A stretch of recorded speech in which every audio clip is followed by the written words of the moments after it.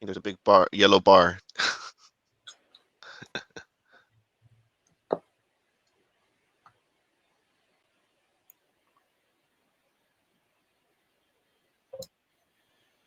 I think you're muted, Balazs. Hi, everybody. Yeah, I was trying to unmute myself. So this is the mantra for the last 2 years, maybe. Let me find the unmute button, and then we can do the introduction. So, a very warm welcome to everybody joining Gala Connected Bounce Forward today. Good morning, good afternoon, good evening to everyone, depending on where you are on the globe. Without a lot of further ado, I'd like to introduce this panel to you. There was a panel at Gala in March around the future of AI that was called "Where Do We Go From Here?" And it was looking at the aspects of AI and what we should be doing. And this panel, led by Dave Ruan, will take the conversation forward to look at the area of NLP, as in natural language processing, AI, and why it is an area that will impact us indeed is impacting us right now. I could add, it has been impacting us, actually. It's been impacting me for quite some time now. So, is the vodka good and the meat rotten? So let's join Dave and the other panelists to find out more. And I will leave it to Dave to introduce the other panelists. And it is a glorious panel, actually, indeed. Thank you very much. Dave, the floor is yours. Thank you, Balazs. I'll share screen when I can. And yeah, indeed it is a very interesting topic, quite relevant right now.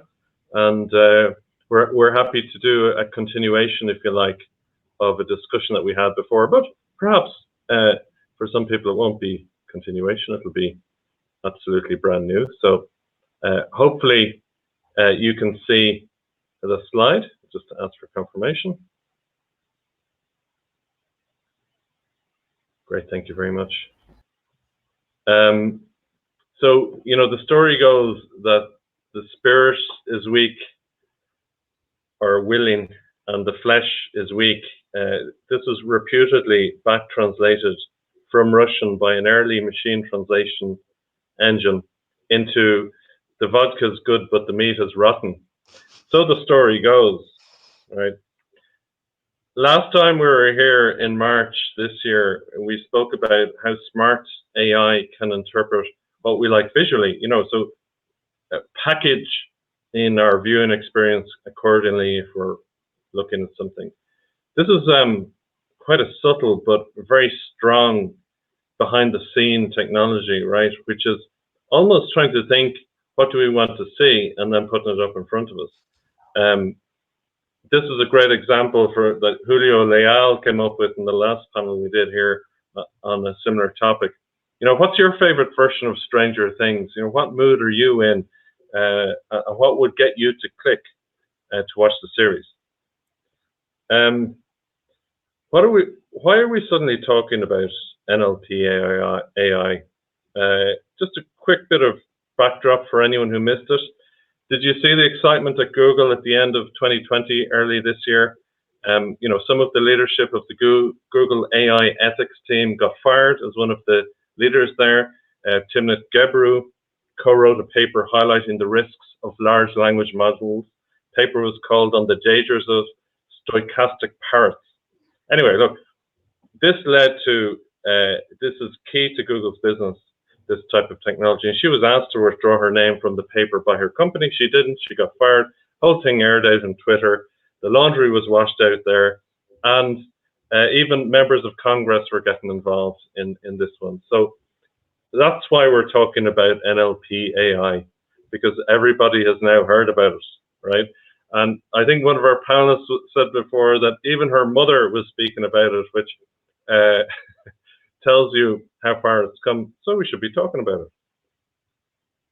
So in this discussion, we'll aim to open up the area.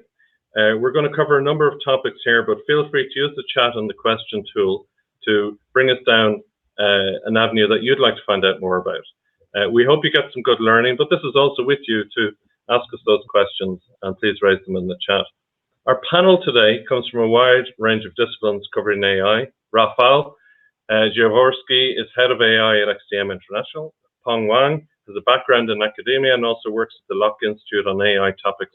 JP Baraza is CIO at Sistran, and Jay Nemkova has her hands firmly in the AI pot as an executive leader, having had a key role in this space in the language and localization industry.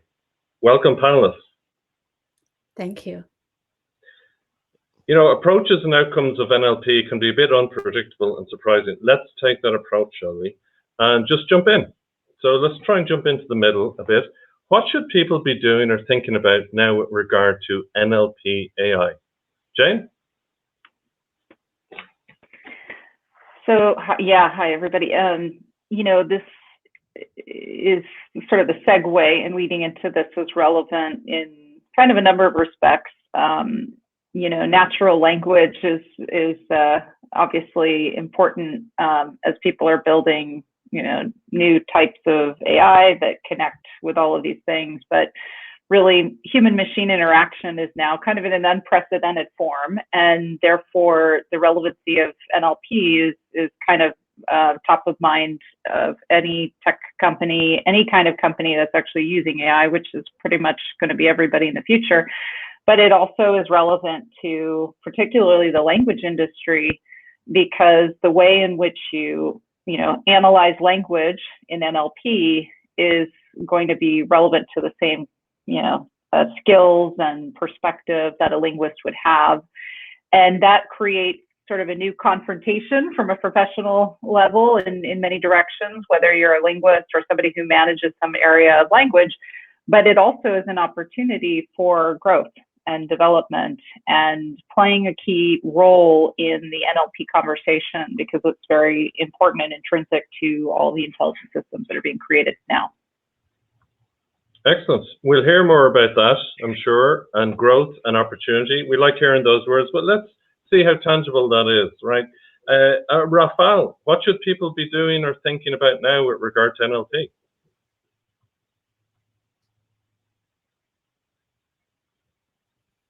I think you're muted. We hear again on this call.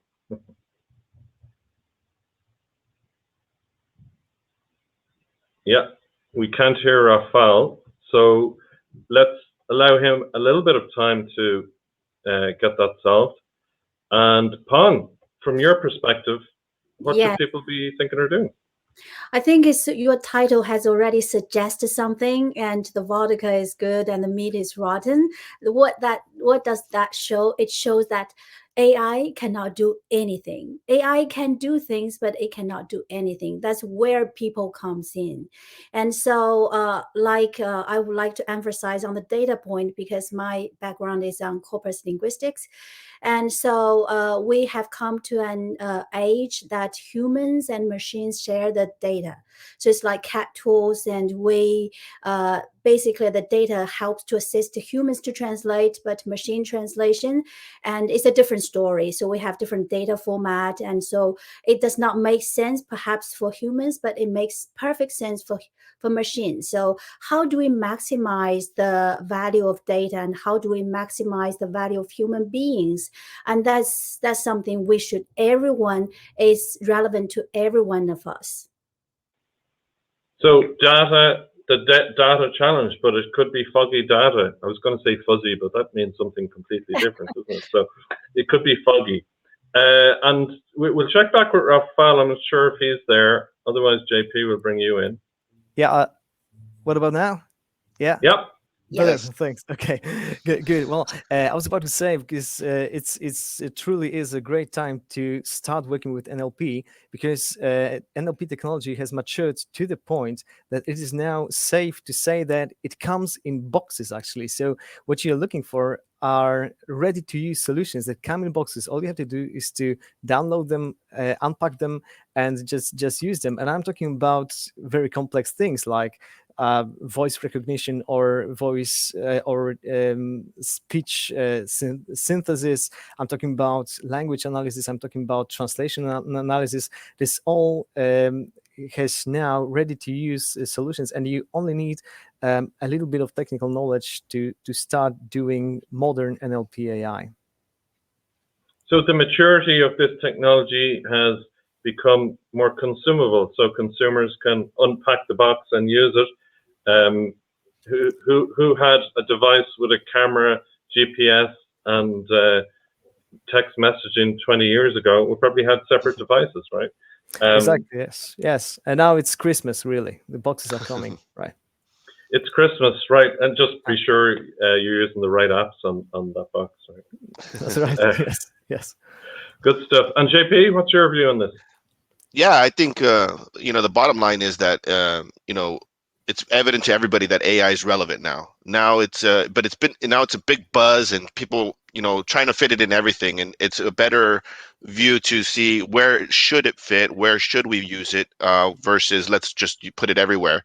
And as Rafa said, yeah, now that it's in consumable boxes, it's about putting those together in the right way to serve your business objectives, right? How do we advance ourselves more effectively? I think the pandemic showed us that we need to be more globally connected, and AI NLP is really one of the key ways I think that's going to help us get that global connectedness moving forward.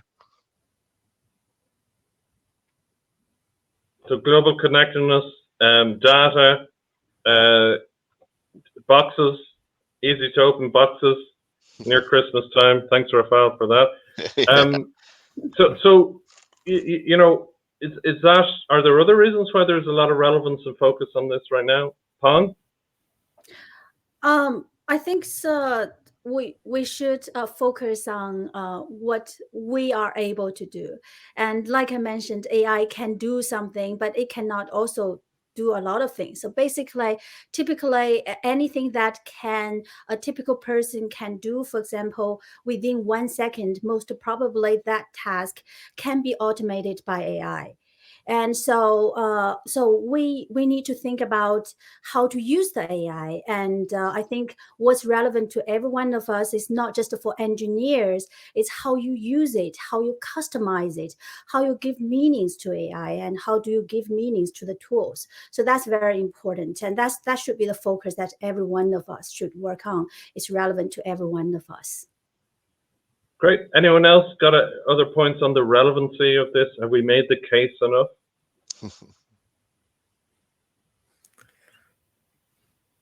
Sounds like we may have. Well, let's ask you. Are you? So let's run a poll. And are you confident that you can leverage the power of AI, whatever form that happens to be in? Right? Doesn't have to be NLP.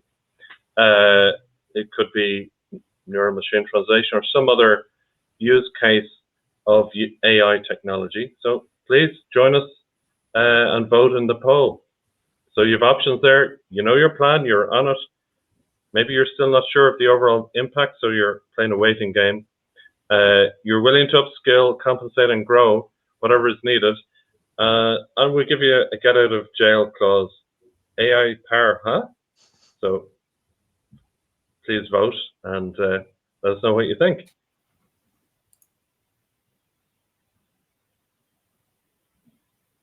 Yeah, fantastic. Thank you.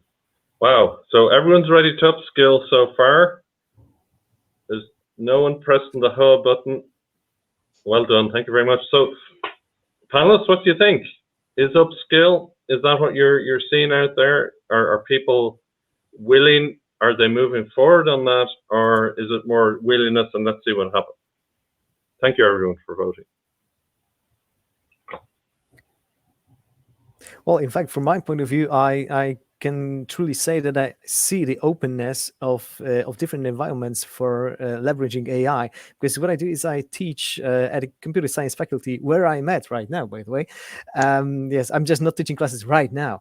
But anyway, what I do also is I do teach some classes to linguists, also to translation specialists, and they are all willing to actually learn to adopt the new technology, and it's only for the benefit. I think it's a great idea. I totally agree with Rafael. If I can, Dave, and to add a few words, and I think that's a very positive response. And because if we say that what is the greatest challenges of NLP and AI development in the future, and if we think about, for example, job displacement and a lot of things, and people are concerning whether AI will take over their job, and in some cases it is, and but in other cases AI also create a lot of jobs. So I think what's more important is education. Is like we need to help those people, and perhaps their job has been taken place by AI, and we need to reskill them and to help them and upskill them, and so that they can accommodate and adapt themselves and to do what is needed based on the overall big picture of AI application in our industry. Yeah, I think just from my perspective, I think it's interesting that I think AI has really the advances in AI have really opened up the possibility to people that technology is going to help them become more productive, to become better workers. Whereas years ago, I could just speak specifically about machine translation. The human translators were not friendly to machine translation. Really because there wasn't a good feedback loop, and they didn't really feel that it was helping them advance their work. So I think the possibilities there are really about upskill and about enhancing what you're able to do using technology rather than a pure replacement, as Peng said. Mm-hmm. So we've become the map makers who didn't like Google Maps, and were very angry that it came out because now they can't make their maps, and suddenly they're using Google Maps to bring their children to an event, right? We just get on with it. Yeah, I mean, I think upskill is the key here, right? Because we'll give ourselves time to learn new things, different skills. Even let's say some of those rudimentary tasks that are replaced by AI technologies, that gives you an opportunity to do other things. So I see it as opportunity. So we're going to get into the skills a bit more, and just before we do, I think it's probably fair to everyone to define what we're talking about. What exactly is NLP AI, and how does it distinguish from, say, neural machine translation? Rafael, do you want to start us here? We'll do a quick, brief definition, and then maybe move back into the discussion on Yes, skills. academic definitions. Yes, with pleasure. Oh, yes. Well, basically, we talk about NLP AI in a much broader context than MT. So MT or NMT is just a single example of NLP AI. And actually, we talk about NLP AI whenever we talk about a system that deals with natural language. And well, as the name suggests, processes in natural language. So we're talking about, for example, areas like language understanding, right? So question answering, parsing, tagging. These are things which provide some linguistic analysis of the text. Also, we can do translation tasks like post editing. We can do translation analysis, find mistakes in translation automatically, and we can also do sentiment analysis. We can do text categorization. We can do all the tasks that typically need at least some understanding of the language. But what we do is we use computers to do that, and the computers are, well, let's face it, the computers are only simulating the human behavior, because the only thing that computers have is the data. It's all fueled by the data. Thank you, Rafael. And Peng, let me bring you in on this discussion on data. But before I do, let me just ask our audience. Suzanne has put a question for you on chat. So, have you come up with concrete steps of implementing AI? If you have 3, great. If you don't have any, that's fine too. But if you want to put them in the chat, and we'll touch base on some of those as we go. So, Peng, what do you think about the data side of things? the data set, like I said, we come to an age that we humans and machines share the data. And what's more, like Rafael said, for example, he taught both the linguistic students and also the engineer students, and we talked about that before. And actually, engineers look at data in a totally different perspective, and so data can be like anything. When we talk about from the social perspective, of course, we say naturally occurring data, occurring language. But nowadays, if you look at the practice, and we synthesize data, we manufacture data.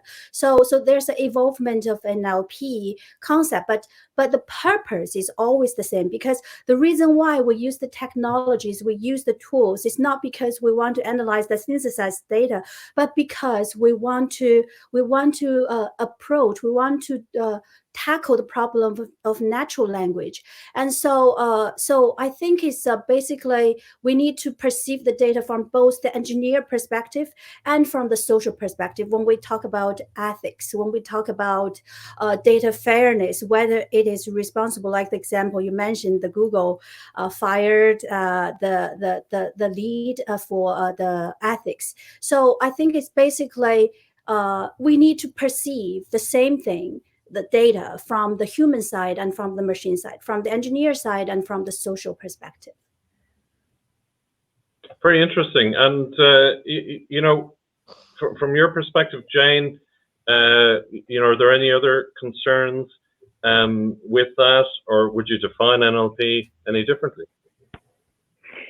Yeah, I mean, so now that, we have this sort of unprecedented level of kind of human-machine interaction, which of course is kind of shifting all these practical questions about, jobs and all of these things. It's also, kind of at a tactical level, introducing various complications in how we actually build, data and, what algorithms we're defining and how we're defining them. And so there's a whole kind of list of intended kind of problematic intended issues, but also sort of byproducts of that, which come about because natural language requires data, and that, how you get the data, what the data is concerning, all of sort of the good things that humans bring, but also the bad things humans bring, get introduced into the equation in a very large way now, and that has an enormous impact on consumers and people who are using all of this stuff, which is all of us in different capacities, whether it's professionals or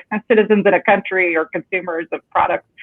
So all of this becomes extremely relevant to us, and it only points the arrow kind of back to the approach that that we're discussing now, the approach that maybe has to be taken into consideration. So that's relevant to organizations who are developing AI strategies, and also developing how that natural language data is thought through and produced and all of these things. And that's extremely large scale, which is, Rafa was mentioning that you can now kind of get a lot of NLP tools, and we have all these boxes and things that have been sort of thought through, available for particular use cases, and they have a usefulness to them. But there's also other considerations, particularly because language, and as linguists, we know this very well, language is extremely sensitive. It's very personal. It has a changing kind of context always, and the meaning and intent, it can change very quickly because language is evolving constantly.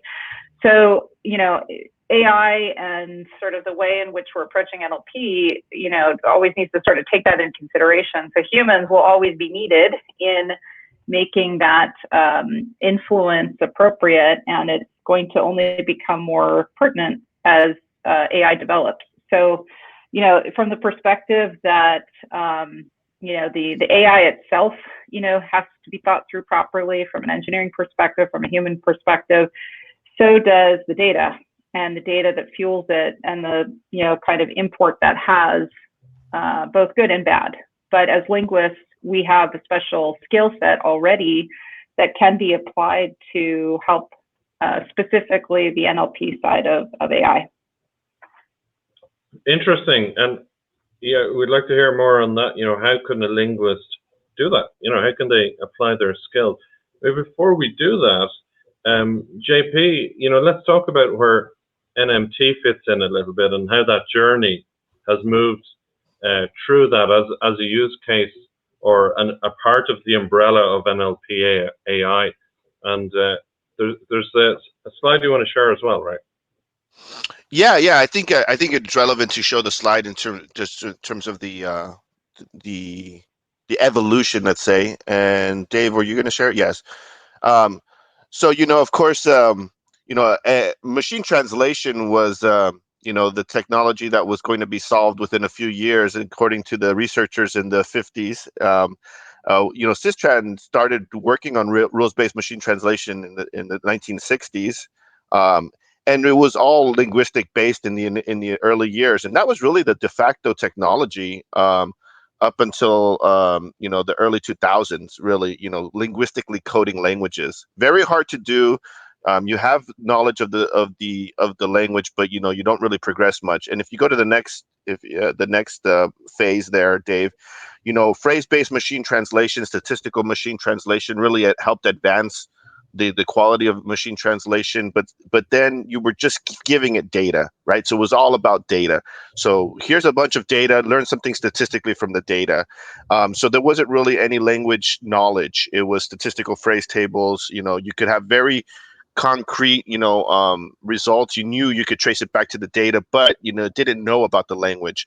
The real advance with the neural machine translation, if you hit next, Dave, there, is that, you know, now it does also know about the language itself, but and so there was great advances, right? Fluency, accuracy. We had some initial stumbles, but you know, it's really advanced a lot. And you know, the commercial system is launched in 2016, and we had a little bit of rumble there in the early years between algorithms, but it's all kind of settled out.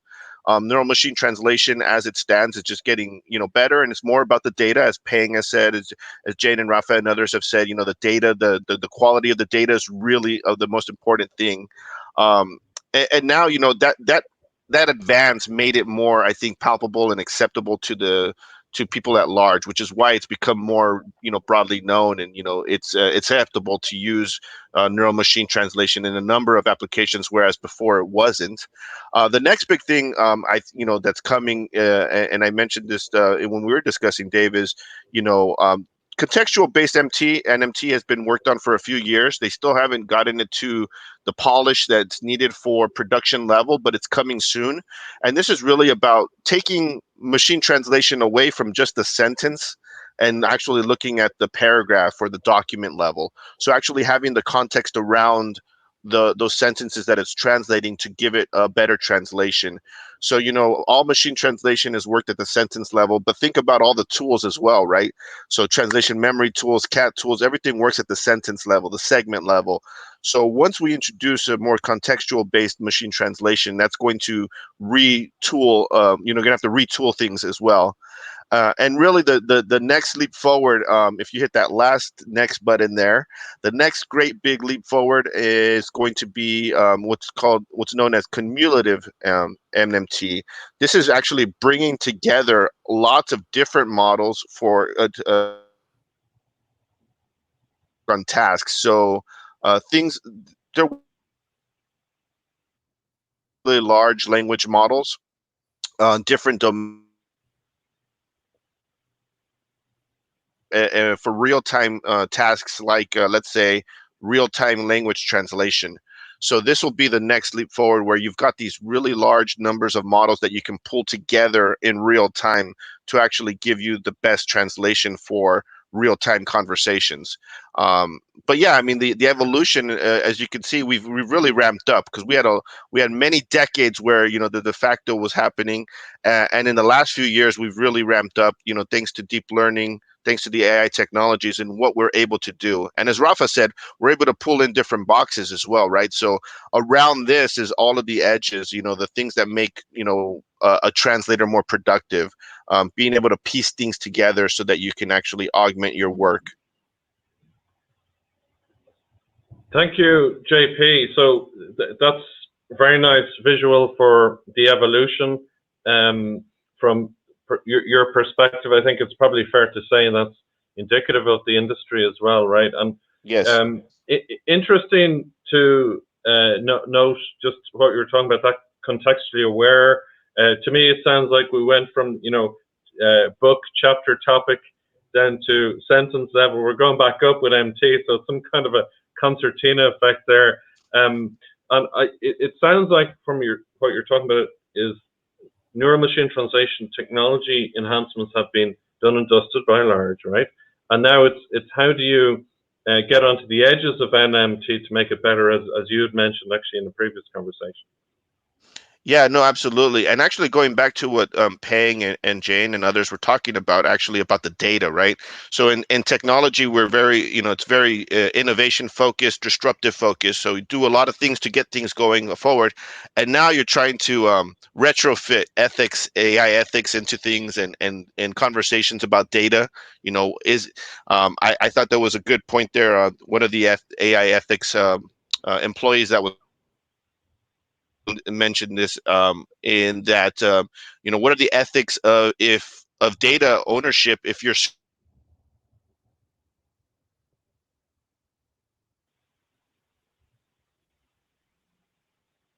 available data. So there's a lot of ethics conversations there that we're trying to retrofit into the fact that we've made all these advances and now let's think about the best way to use things.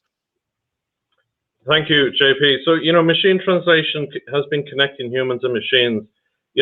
It looks like this is the way NLP is going to drag us forward. So Pong, how can we make the best use of these technologies?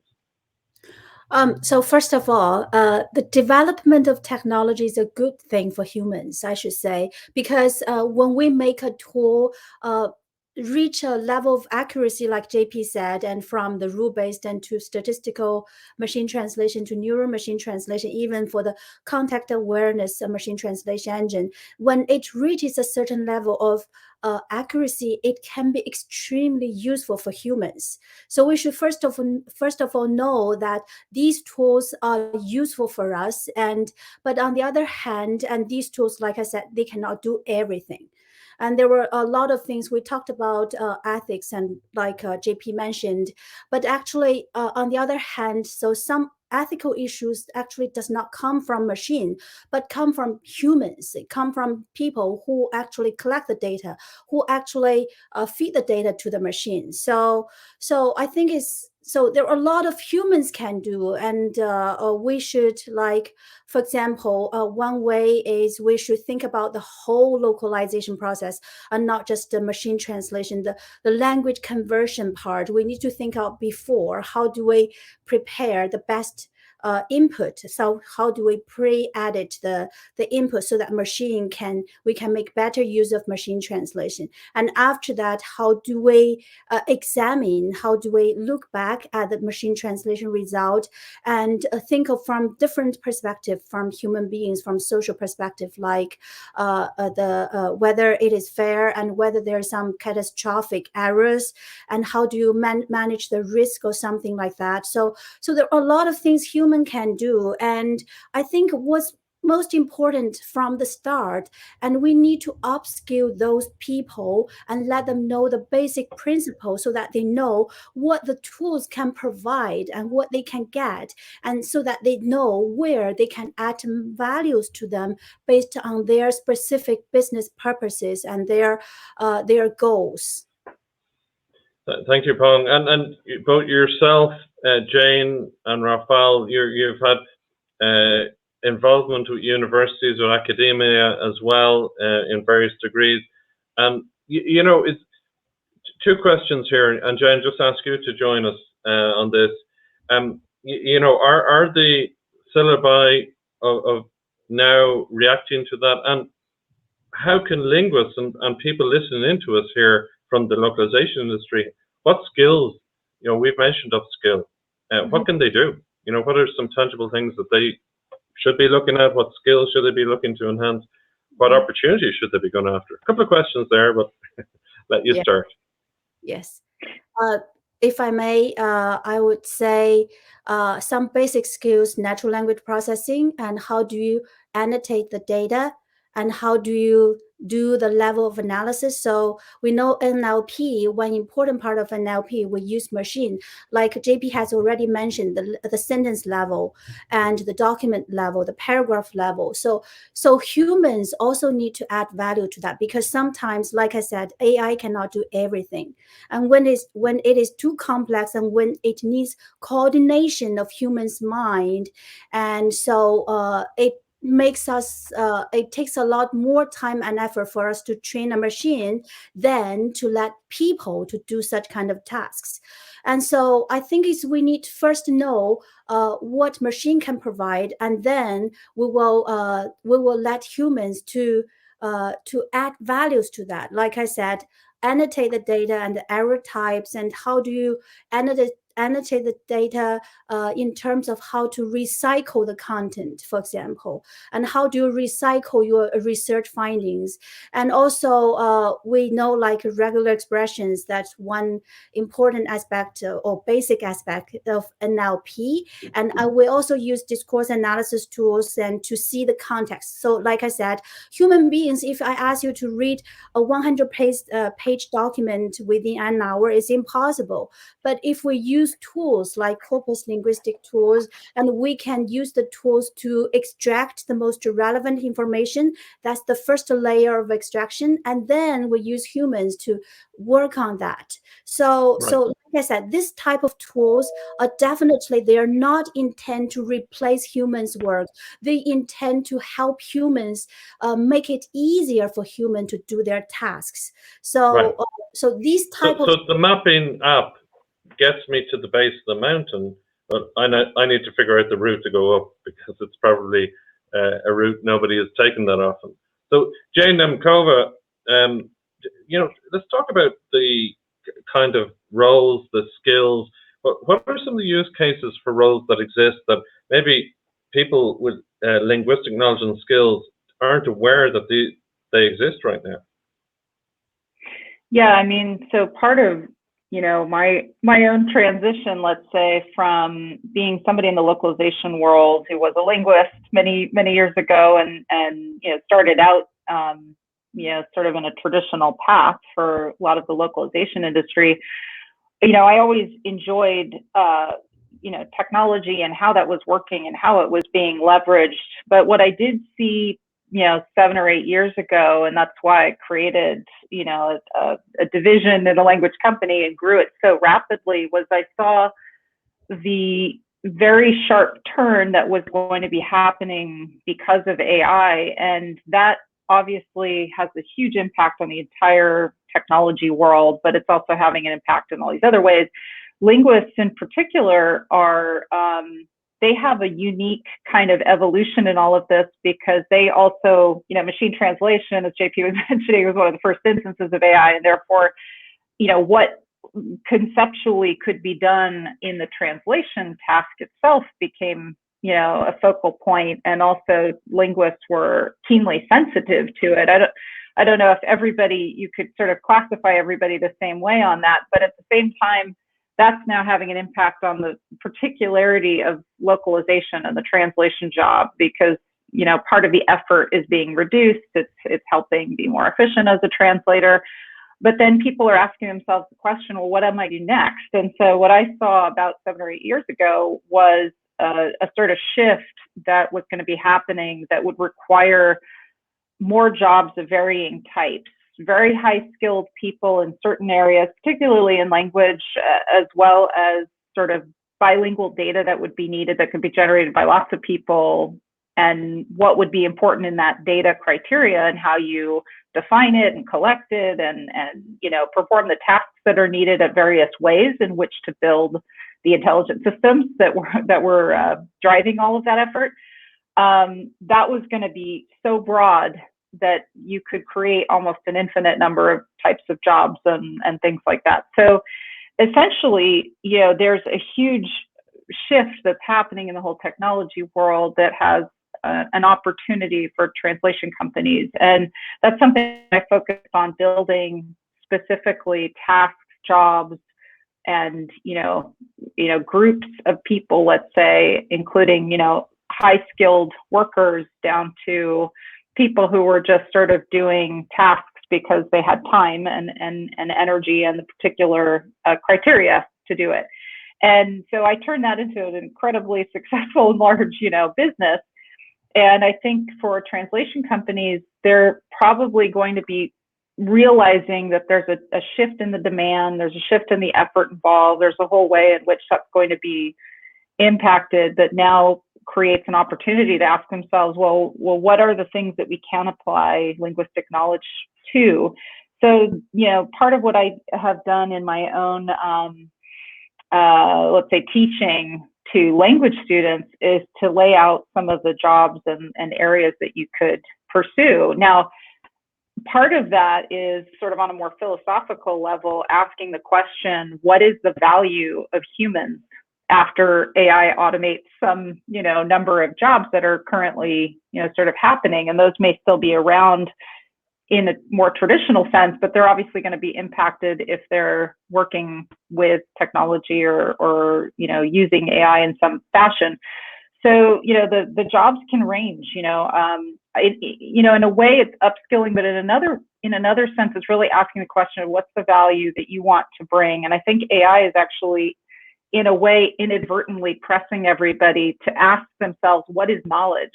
What is knowledge? If a human knows something and a machine knows something, what is the true value that we have there? So anything, it's interested in language, has an inclination towards language, that's a huge advantage to pursuing a number of different things.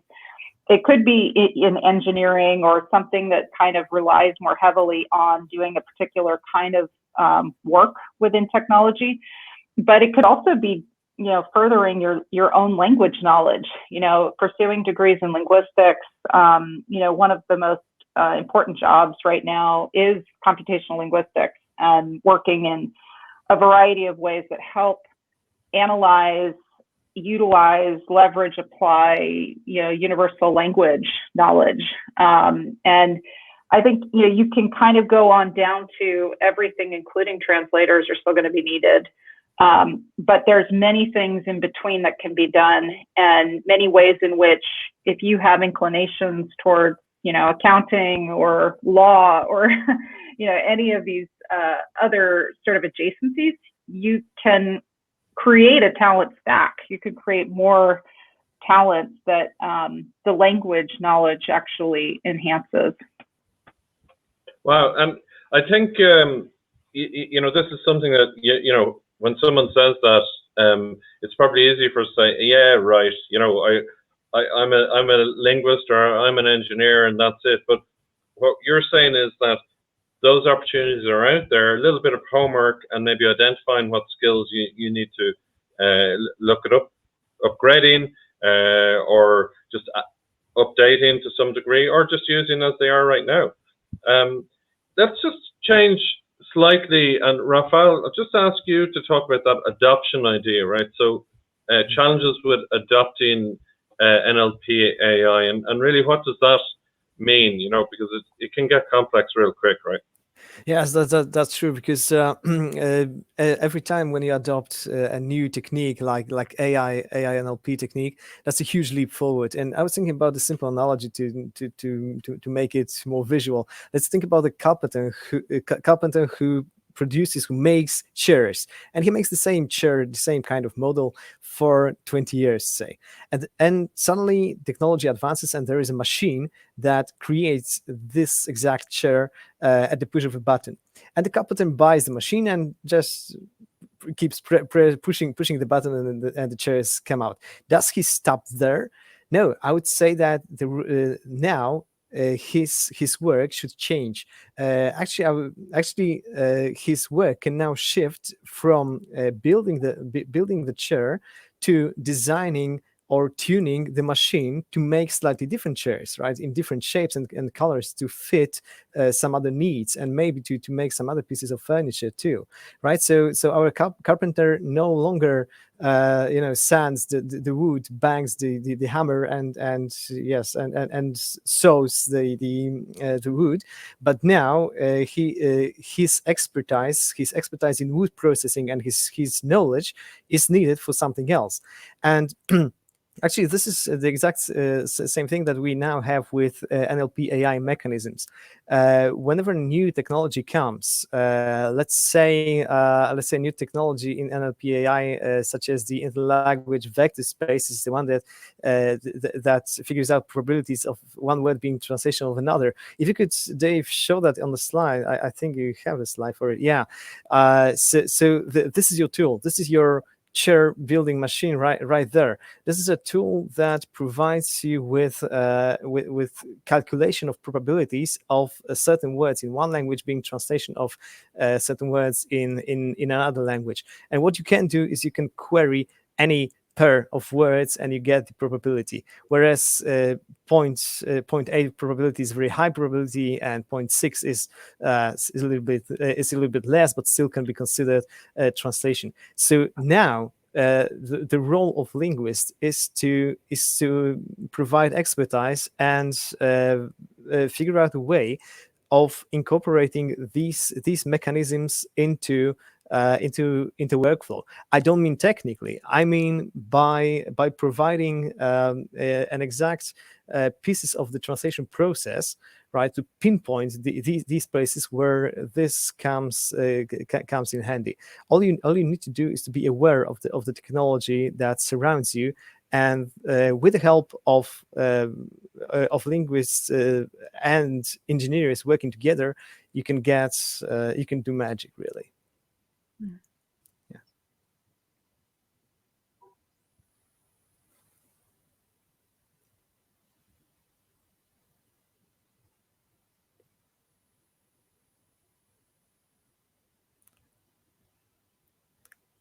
Yes.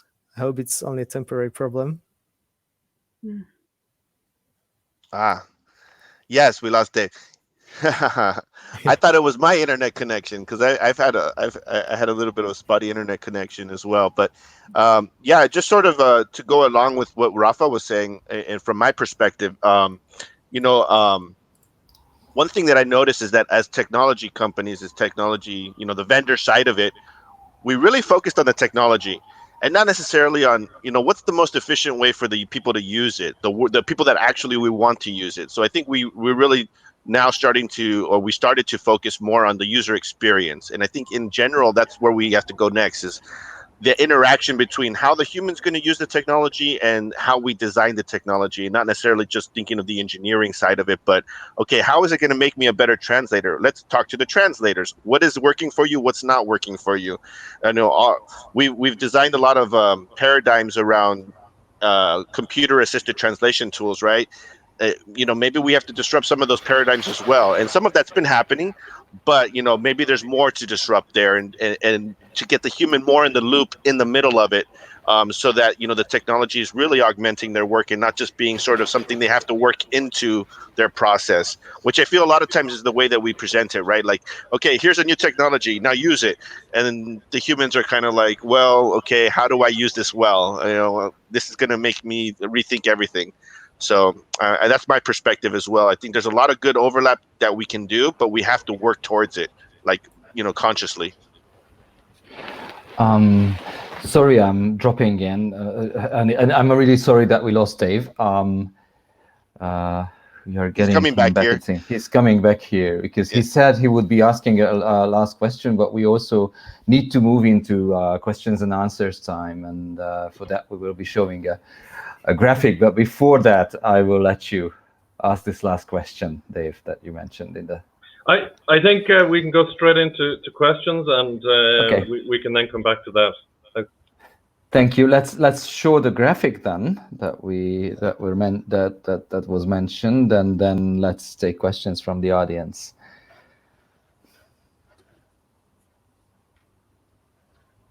Yes.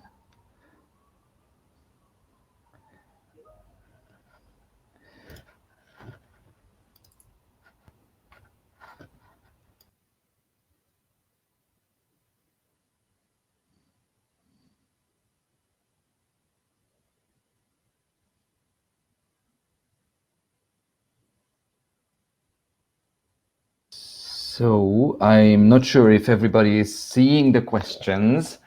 but if in case you don't, I will read them out. Susan, well, it's probably forwarded by Susan. Will NMT plus NLP AI radically change the landscape for translators? What skills should I add?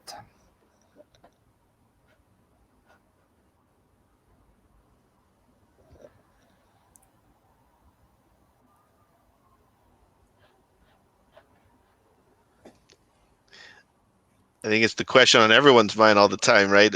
For many years now, what skills? I think it's already been discussed, many times. That the skill of the linguist and the translator is still very important. I mean, we like Peng has said multiple times, AI itself can't do anything, right? So we're guiding it, and so the human interaction, I think, is going to guide it more and more, especially as translators. I don't know what specific skills. Maybe others in the on the panel might be able to speak more directly to that. But I think the skill of being a knowledgeable translator, a computational linguist, etc., is going to become even more relevant. Yeah, yeah. If I can add something, I think it's risk management. It's like something that human linguists can do. Is like I said, a lot of repetitive work, and when NMT reach a level of accuracy, it can be extremely useful for us. But on the other hand, it cannot cover any specific cases. For example, so that's you use some NLP, NPI, natural language processing tools like regular expressions and discourse analysis tools, and to use the tools to help you to narrow down your focus so that you can examine some potential issues. So that's an important skills. And also I think all the linguists nowadays and need to upskill them and to understand some basic principles of like machine learning, and also like artificial intelligence and neural machine translation, for example. And like what Raffle mentioned, vector space. And what I wanted to say that actually machine translation or machine learning and machine translation, they can not only help us do something, they can also help us learn something. And so like the vector space, and we can use the vector space, the mathematical relationship you showed just now, Raffle, on the slide, and we can show it to translators and let them know what is the relationship, what is the, like JP mentioned, you have the pyramid, right? The pyramid, and the neural machine translation has the intra language so the language that covers all language pairs. That's the real meaning part of translation. And so the vector space can represent the top of the interlingual interlanguage part, and that represent the meaning rather than some specific language phenomena. So I think it's important for humanities, like humanities students, for example, need to learn some basic principles of machine learning and machine translation. And as Raffle mentioned, it's not that difficult nowadays. Everything is in the box.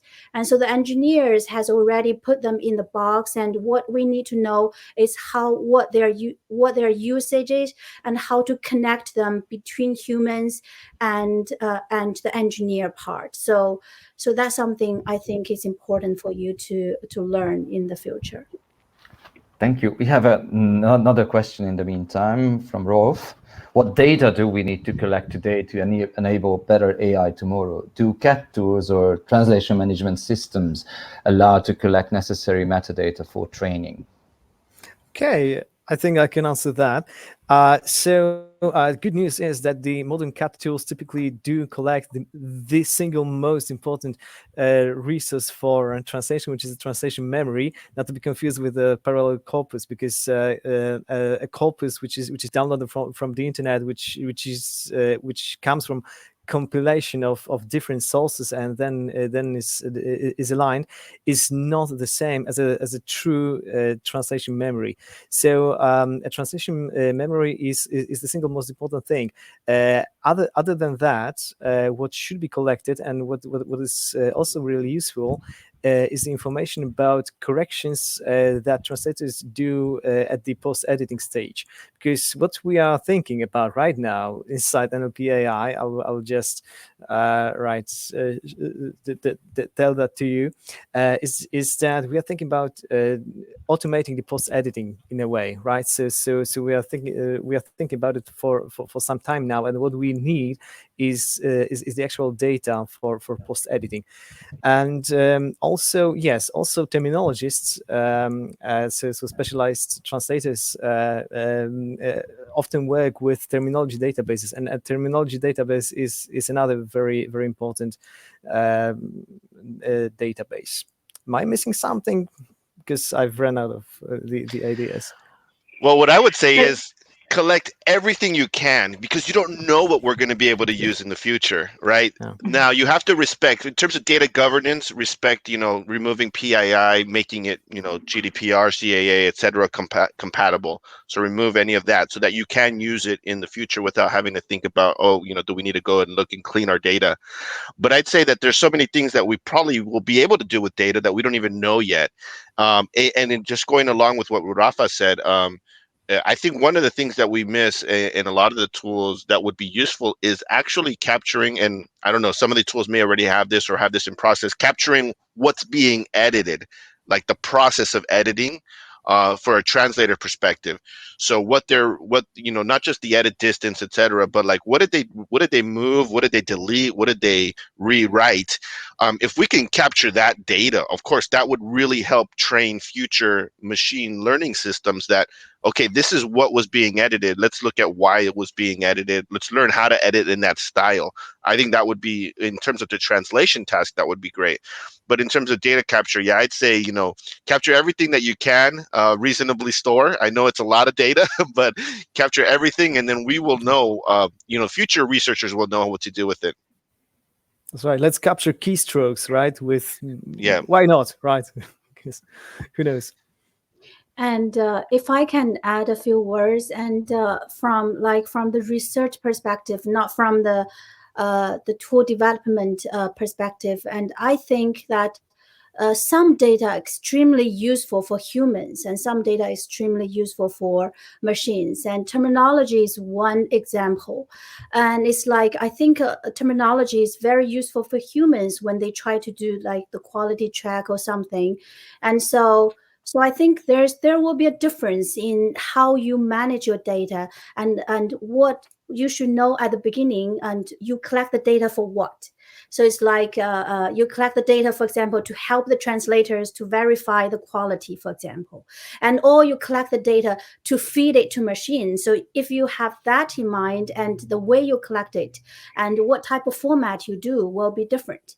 So I think if you have this type of planning at the beginning, and that will make your work very, very efficient.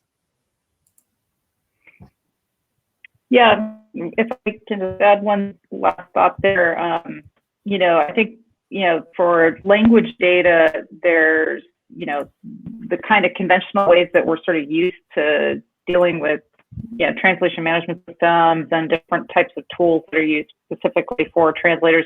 That does have a lot of value to it. I would also add, though, for generally like AI systems, there are so many tools used to collect data that are even just built specifically for individual data collections, or ways that you got to go out and get data specifically for a purpose that can only be really thought through when something is being developed. It's not something you could necessarily go out and find data sets in existing tools and then use.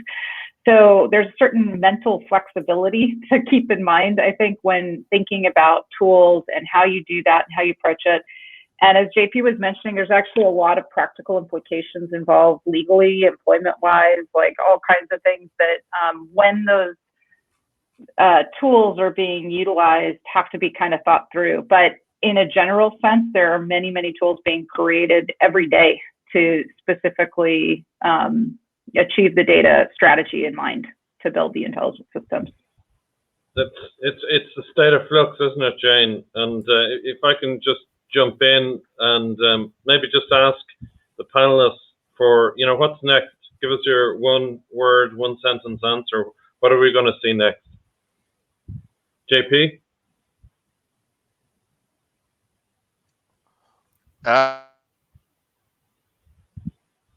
Great questions always. As I mentioned earlier, I think that we're going to move to away from the sentence level only, and especially in NMT. Get more context around it, and also this idea of assembling systems, right, for specific tasks. So there'll be different types of NMT applications for different tasks.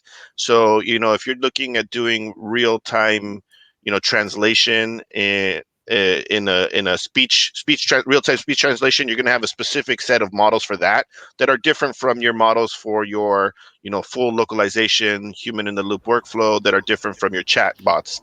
I'm sorry, I need to thank you because we will probably be kicked out in 5 seconds. Oh, I'm really sorry, okay. but this panel Thank was you. fantastic. Thank you. Okay, we are not kicked out, so Right.